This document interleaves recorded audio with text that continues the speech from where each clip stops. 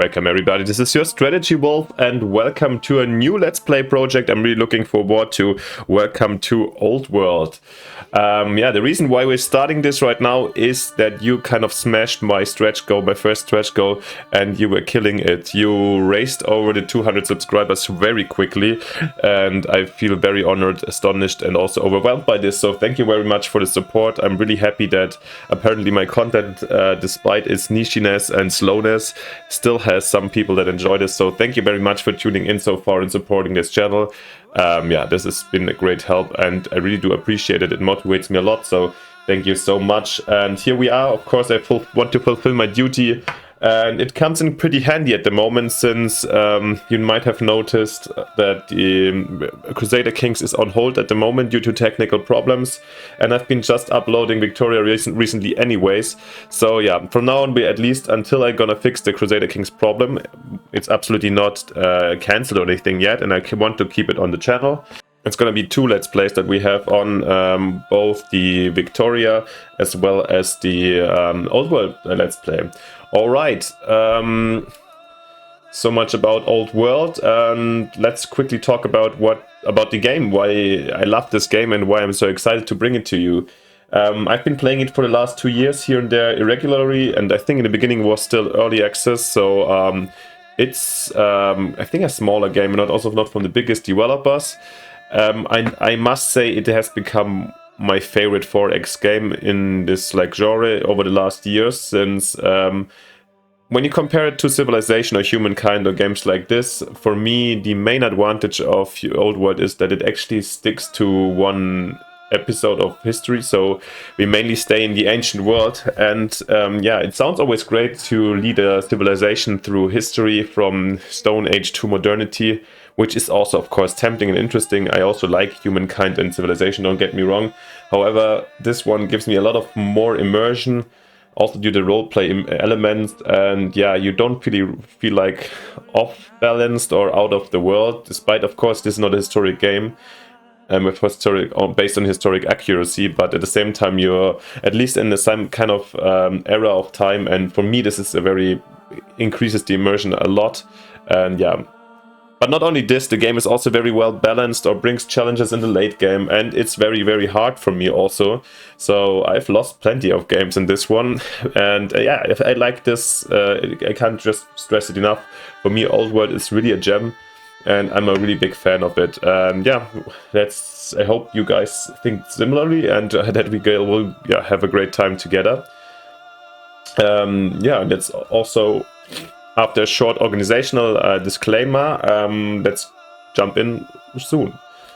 About the organization, as I mentioned, this is like the third Let's Play running now, but don't expect me to bring more more output at the same time. So we still stick with the 4 videos a week program. I'm just gonna mix it up a little bit more, so you're gonna see 3 projects instead of 2, given the fact, or given the requirement that basically Crusader Kings is back on track after a while.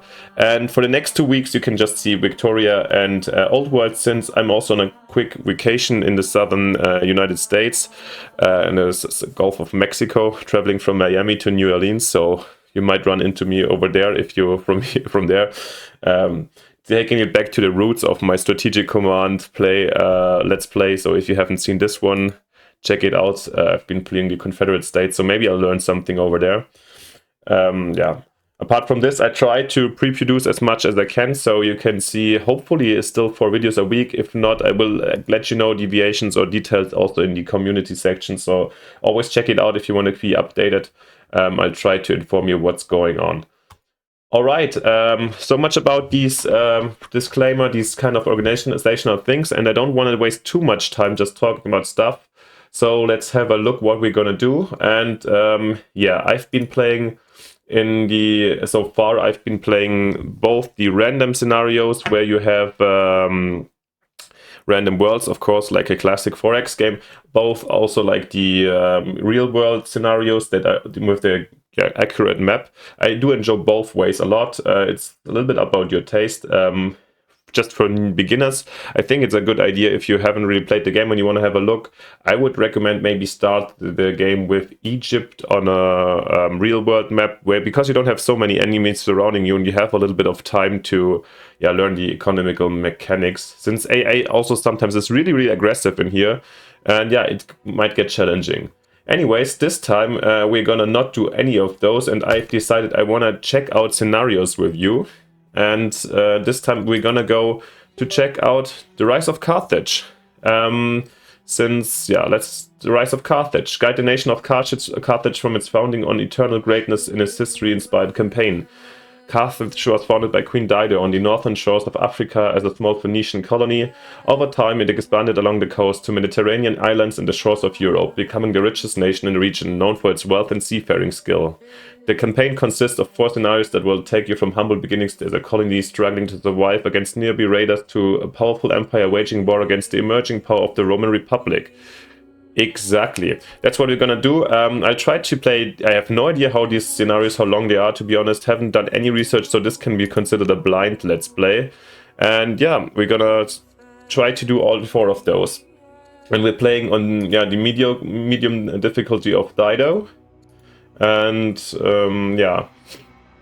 starting with the game with the ox hide. So I think mythologically speaking, Dido was offered, when she traveled the shores, that local people offered her like land in the size of a fur or the leather of one cow, and then I think she cut it in a very thin stripe to basically cover the area of Carthage, and that was with her smart move she kind of secured the founding stones, or like the basics of the city of Carthage. I mean, this is all mythological, as well as the later visit of Aeneas after running away, taking refuge from Troy, falling in love with Dido in Carthage, and later founding the city of Rome. A lot of mythology obviously around this. Historically speaking, we don't actually know that much about the Carthaginians, since most of the resources or what we know about the Carthaginians is from the Romans. However, they were also quite a impressive culture of Phoenician background. Well, from what I know, I think there was a lot of intermingle with also Hellenistic cultures later in Sicily and so on. And they had probably a lot of science and culture going on. They had also their own language, but most of it has been lost due to destruction by the Romans or time, let's say. I also don't want to get lost too much in history now about the Carthaginians. Maybe we'll learn on the way a little bit. Let's just see what Oxhide is providing for us. Found the nation of Carthage in its history-inspired campaign. Queen Dido lands on the shores of North Africa with her followers, having fled the Phoenician side of Tyre, where Dido's brother murdered her husband. Thus begins Carthage, a small colony that will have to strengthen its economy and defenses and carve out a place for itself in history. Can you survive as a newly founded colony and set in on the path to greatness? Okay, we have some special rules here. We have only the divination technology, no military unit. Military units that cost trading require longer to produce, okay. No wonders. Settlers. Increased cost, okay. We may not enter into tribal alliance, alright. We keep them normal difficulties. Let's see, option, tribes. Yeah, let's keep everything on normal. Advanced setup maybe. I do like events, but let's keep it a normal level. I don't want to alter too much for this time. If you have any suggestions for like future setups, or only if you're an old world absolute buff, let me know. But from now on, I think I'm gonna just start it on normal and just jump in together. I'm excited. Here we go, our new old world campaign. Oxhide. After Queen Dido of the Phoenician city of Tyre discovered that her brother murdered her husband, Dido fled Tyre and led a colonial expedition to the shores of North Africa. There, a local ruler told Dido that she may settle her people on land that only an ox hide will cover. After cutting the hide into strips, she spent a day laying the strips at the corners of an area large enough to support a fledgling colony. Thus beginning the history of Carthage, which means new city in Phoenician. In order to seize control of its destiny, the city must grow wealthy and strong. From humble beginnings, a new power will emerge if the leadership can accomplish its goals. Okay, here you got a way better summary of the mythologically background of Carthage than what I could give you. So we'll learn together also here. There's much work to do, I'm pretty sure there is. Welcome to the Carthage campaign. Each scenario in the campaign comes with its own goals. In the first scenario, you have 12 goals awaiting discovery, and you will have a century, 100 turns in which to pursue them. Completing 6 goals gets you a bronze victory, 8 goals get you a silver victory, and 10 goals are required for a gold victory. Each game in the campaign has its own pacing, events, and special rules. You can view the details rules anytime by opening the victory screen with F1. Alright, this is important to remember probably. Okay, this one we had a par already. Let's have a look at what we can get. This is the info, not the targets. All right. So this looks like 12 goals undiscovered. Okay. So here we are. Historical setup at the city of Carthage. Okay, and it hasn't been founded yet. So we have 1 settler, no military unit, and if you don't know OldWorld in comparison to Civilization, for example, you cannot really pick the location of your cities. You only have these 5 hexes allowed, basically, from which you can pick, and you see already how the borders alter depending on which location I pick, so it's always good to check this out. And I think I want, of course, these marbles in, so I'll move 1 step over here. And then you have these 3 families or 4 families from which you can pick 3 within the game that represent the families that are really big in your city or in your country. And this is already a kind of important decision since, yeah, we can only pick 3 for them, and then we will not be expanding so rapidly, I think, or at least we have to see. So it's really important to check out how you can profit from these families. All right, let's have a look, for example, what we can use. We can do the Barkids, the family of Hannibal later in the end, which, yeah, provides us extra military training. It provides us a connection, however, and some rider skills. So this is something we don't want because especially the new connected cities will be helpful for, let's say, inland cities or something. But for the capital, I think it's not the smartest move, despite getting a free scout by foundations. The Magonites. Family cities, mines and lumber mills. Extra output, urban improvements is faster. We get a worker right away. New siege, ship units start with ingenuity. And for culture, yeah, this is very tempting, especially since Carthage is probably also our main shipping port. And we get mines. Yeah, at least we have the marble mines and there is some wood in the surroundings. So this might be, it's very tempting. Then we have the traders that give us by the way, a tip with the, if you click something with the middle mouse button, you can lock it and then you can just deeply go yeah, and go and discover stuff in here. So very nice. Okay, new workers, get surveyor, nets, bigger output, more money. Access to caravans, we get a court merchant. Nets, we do have also 1, 2, potentially later 3 minimum nets around, so also very interesting. However,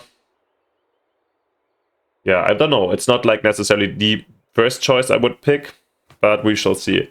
Then we've got statesman, goods cost for family opinion, decree, some, yeah, the Didonians. This would probably, the Didonians would fit from terms of roleplay to our Lady Dido, but I think I will go with the Magonites because, yeah, the combination of mills, mines and lumber mills, plus the ships and the worker right away kind of convinced me here. So let's go with the artisans, with the Magonites. All right, and we, by getting the first city out, we unlock the research screen. We just got divination at the moment. How do we want to continue? We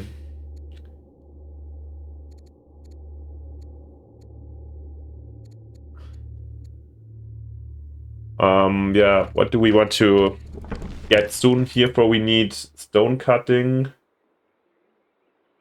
husbandry. Yeah, stone cutting or husbandry is probably interesting for us.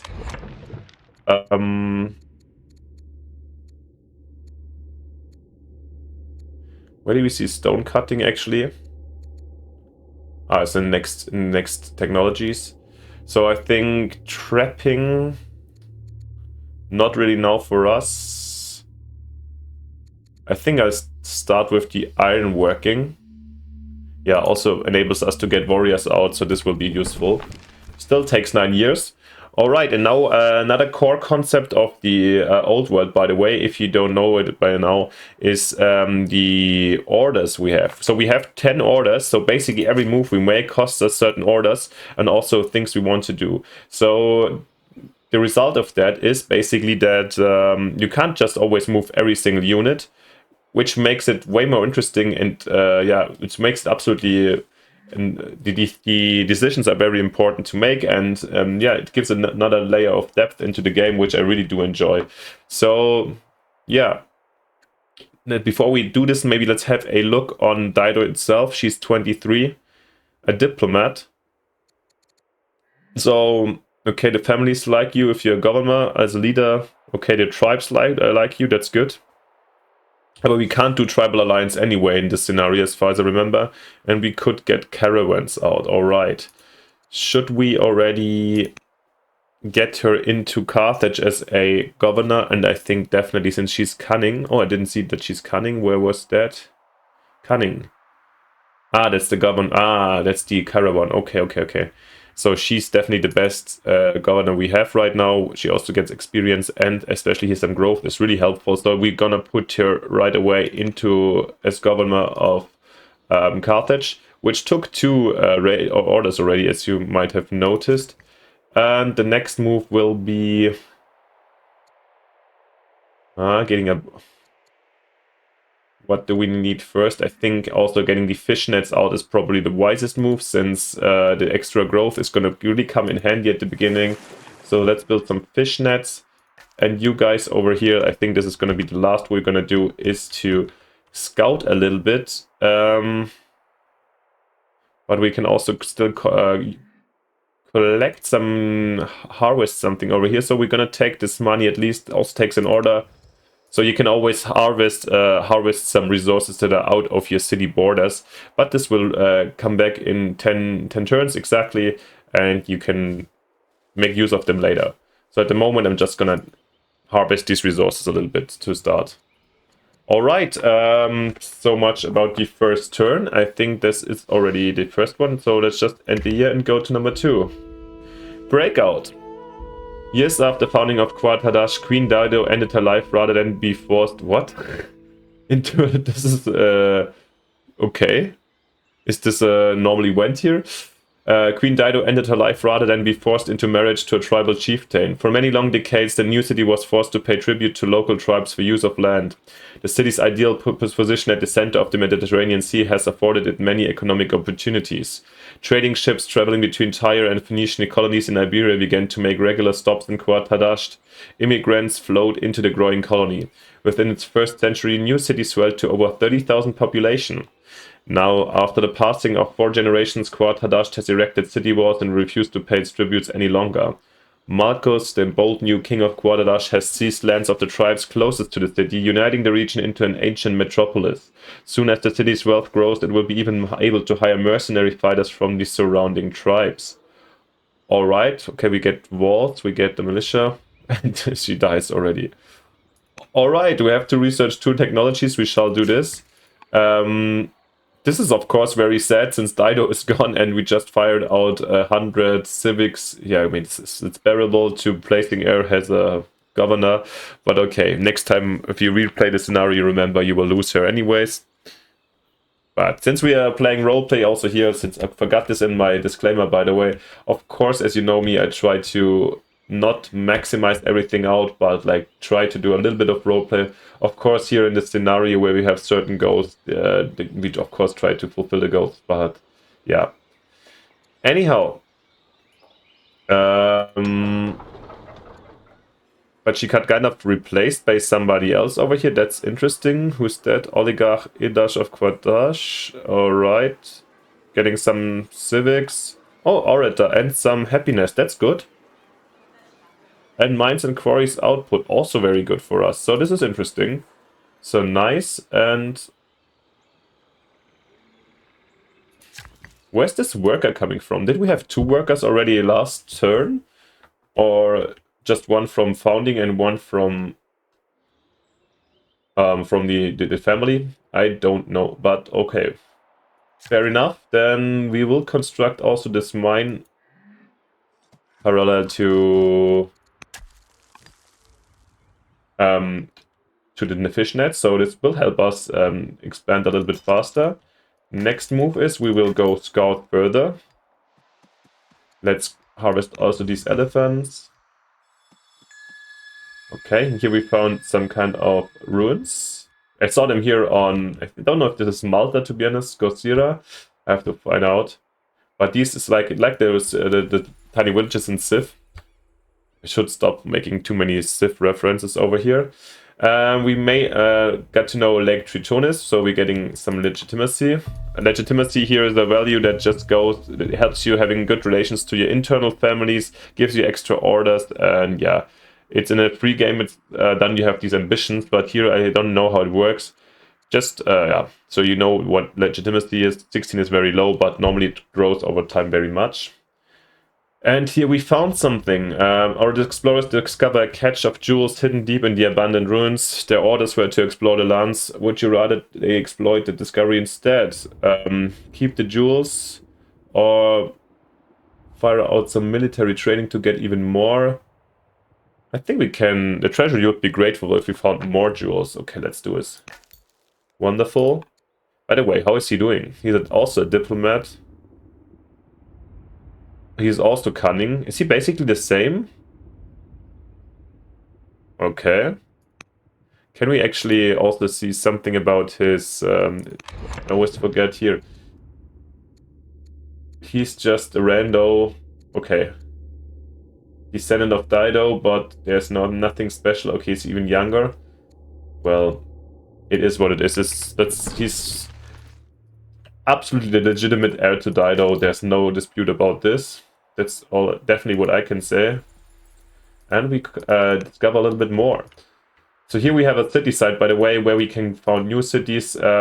First production of a new city is normally a settler already in OldWorld, at least for the first city. So we're definitely going to go for this one, so we can bring here this one out. And yeah, after that we have to rethink.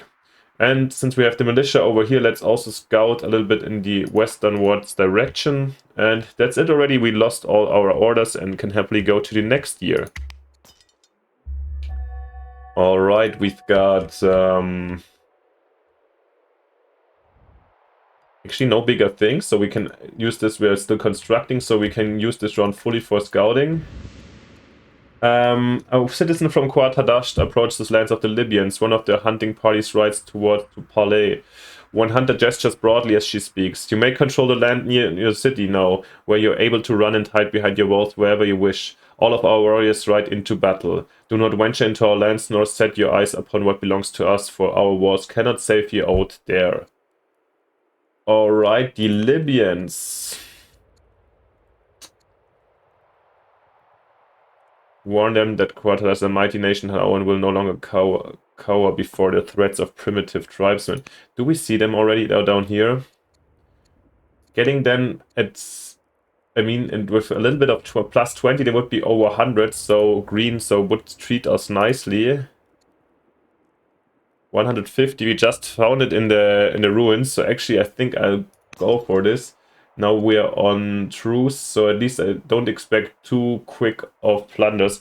On the long term, I absolutely do expect war with them, but yeah, for now I think this is better. We can harvest the ore over here and keep on exploring. I mean, here's quite thin, so let's rather move northwards.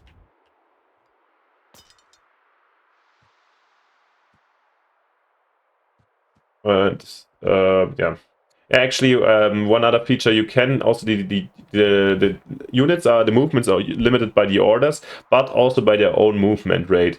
So you could even for 100 training you couldn't get a forced march where you get extra movement, but which is more expensive in orders. So sometimes you can force march really long. Yeah, very interesting system in the end.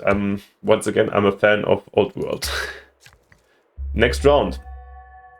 Alright, we finished our fish nets over here, which will help us in the growth of the city. And now we can consider getting here these next nets out for the dice. Will give us culture and money, and we can, when we get a fish out there, we'll also get luxury resources. We can also consider, since we have the divination technology already, we can consider getting some shrine out. So let's see. Adjacent nets get a bonus over here, but unfortunately we don't have nets next to each other. Pastures. Well, where we get pastures, just here, right? Oh no, here. Do we collect them elephants with trapping with a camp? Okay. And the cattle you collect with a pasture. Okay. Horses you collect with a pasture. Alright, we could do it here. But what else does it give? It gives further growth, but we have already kind of promising growth options with the nets here, and here maybe the pastures and further nets. What else do we have here? Adjacent groves. Adjacent resources. Alright, is there anything where we have several resources? And potentially like here. Alright, well, this is kind of our naval city, right? So shouldn't we just get Melkwart out? For the nets, which one shall we bolster? Yeah, I think this is okay. Then we get the Shrine of Melkwart out here to bolster our growth right in the beginning. Yeah, this should be smart. Also give some extra money, and we get some the paganism out soon. Let's build a Shrine of Melkwart, yes. And then we've got our units to check. Oh, forgot to plunder. Oh, we can't plunder with militia. Okay, interesting to know. I forgot about this one. Then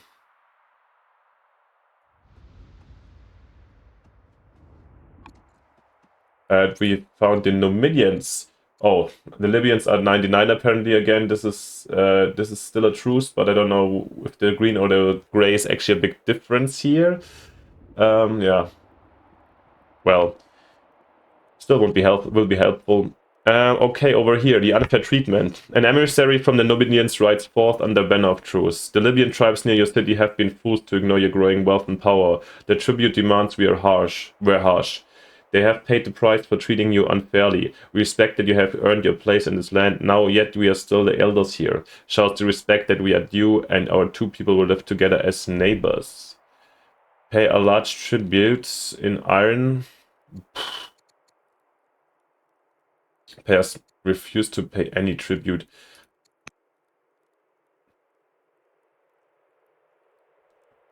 Yeah. Well, this is very interesting. Same question basically as with the Libyans. We do have still expansion options over here. We have this one city side. We could try to focus first a little bit on the shorelands and expand economically or more on the coastal areas and try to, yeah. 23, this mine is going to guarantee us such a high ore income. I feel like I could really afford this. 40 years. Or 10 money, but this is like a piece. This is a straight piece, while the others would lead to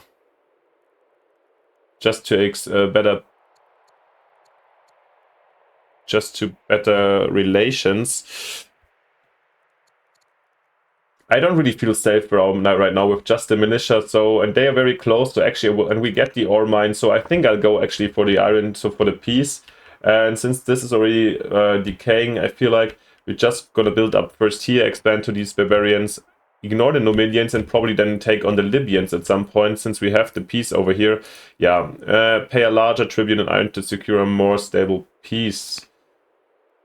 Thank you very much, Numidians. Like, for taking our iron, our hard worked on iron. Right, it's go into another round, and oh, something I totally forgot. We get a marriage offer for. Is it for us? For King Marcus?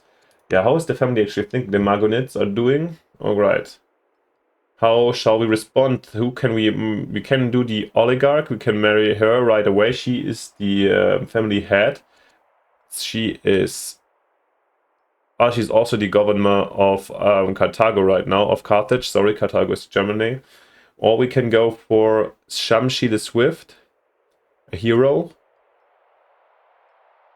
Alright, what's the difference? She's a little bit 24, we are 23, she's 26. Here we get Iron and Magonid. Okay, she has almost but no courage, which leads to... But charisma, higher charisma, okay. Here we get a lot of training in. Here we get civics in. I mean, we kind of need to marry, so we get some heirs anyway, so it's important. I think I will go and marry just her, the oligarch anyways. She's a little bit younger, and I'd like her qualities also, despite our training and our gold income going down. But the civics is really useful to have. Or actually, I prefer I just win. No, actually, she's here anyways already as the governor. Let's take actually Shamshe the Swift, since she's a good... Yeah, we don't have a fighter right now. And also it's good to have new characters here. Yes, and we will not have to... I don't want to lose the 6 training is a lot, since we almost get no training. And if you want to promote your units and so on, this is kind of important. So let's actually... And the civics are not important, so important right now. So let's get Shamshi out, and we have a wife, which is good. So hopefully we'll have an heir soon as well. All right.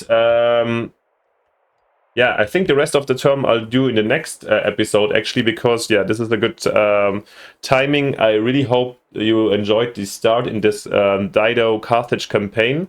I'm very excited to continue with this one, and I'm very excited where we're going. So, yeah, let me know if you liked it. Leave me your suggestions or comments in the comment section, please. And if you liked it, please leave me a like and a subscription if you haven't yet, since this helps the channel a lot and doesn't cost you anything. Thank you very much. Yeah, and then I would say see you just next time when we continue with Carthage's rise to power. And yeah, see you then. Bye. Your Strategy Wolf.